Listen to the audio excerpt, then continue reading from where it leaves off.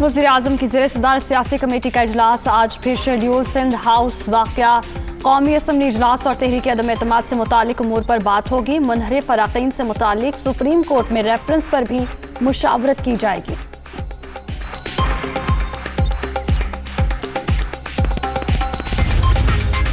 Sindh house पर धावा बोलने वाले तहरीक इंसाफ के गिरफ्तार 13 कारकुन रिहा। कारकुनों के खिलाफ कार्य सरकार में मुदाखलत, सरकारी इमलाक को नुकसान पहुंचाने का मुकदमा दर्ज किया गया था। असिस्टेंट कमिश्नर अनीर सईद ने रात गए तमाम कारकुनों की जमानत ली।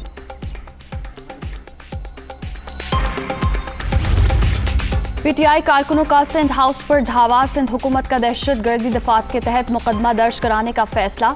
हमला करने वालों को नामजद किया जाएगा। पीटीवी पर हमले का मुकदमा भी इन्हीं दफात के तहत दर्ज किया गया था। वजीर आला मुराद अली शाह।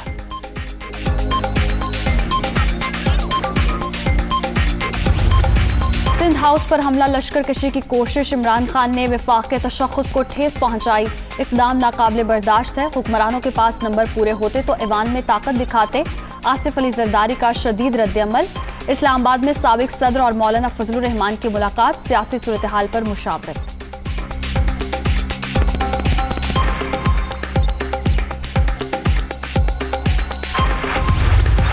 सिंध हाउस पर हमला। सिंध पर हमले के मुतरादिफ जत्थों का रेड जोन तक पहुंचना सवालिया निशान है। इमरान खान बौखलाहट का शिकार। लश्कर कशी के जरिए उन्होंने अपने बुग़्ज़ का इजहार किया। बिलावल भुट्टो। पीटीआई सख्त फैसलों पर मजबूर न करे, शरी रहमान।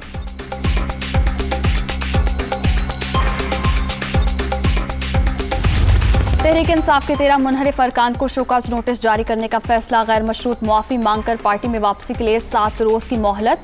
जवाब न देने वालों को कानूनी कार्रवाई की वार्निंग।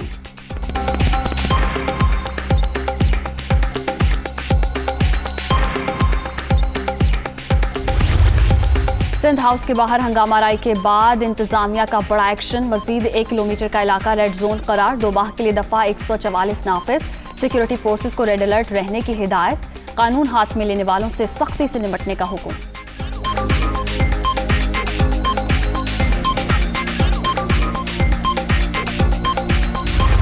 तहरीक इंसाफ के मुनहरिफ अरकान की तादाद में इजाफा। मुजफ्फरगढ़ से एमएनए आमिर गोपांग और भक्कर से मुंतखब अफजल ढांडला भी नाराज। इमरान खान पर 4 साल में कोई काम न करने का इल्जाम। वज़ीर आज़म मुस्ताफी होकर किसी और को नामजद करें, नजीब हारून।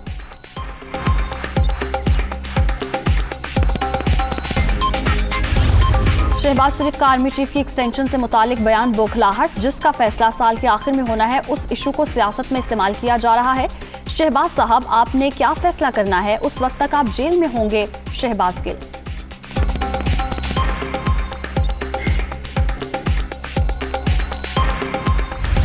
सीट एडजस्टमेंट के बाद भी पीटीआई को काफ लीग से कम वोट मिले। फवाद चौधरी बताएं किसने किसकी मदद की। बराह करम इलेक्शन कमीशन से नताइज चेक करें। मोनस इलाही का ट्वीट। फवाद चौधरी ने इत्तेहादियों के सीट एडजस्टमेंट से जीतने का बयान दिया था।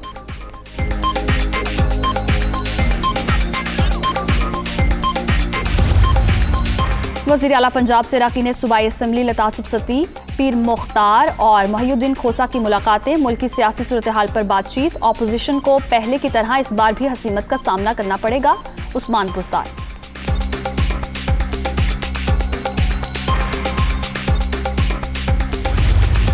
कोरोना वायरस मजीद 2 अफराद की जान ले गया। 24 घंटे के दौरान 483 नए मरीज। मुल्क भर में एक्टिव केसेस की तादाद 15,712 हो गई। मुस्बत केसेस की शरह 1.3% रिकॉर्ड।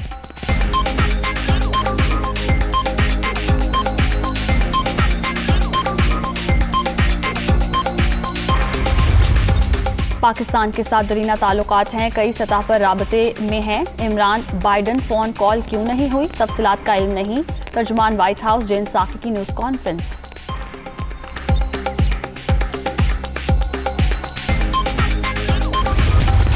और कराची के बाद लाहौर में मैदान लगने की तैयारियां। पाक ऑस्ट्रेलिया तीसरे टेस्ट का 21 मार्च से आगाज। वनडे और T20 मैच भी कदाफी स्टेडियम में कराने का फैसला।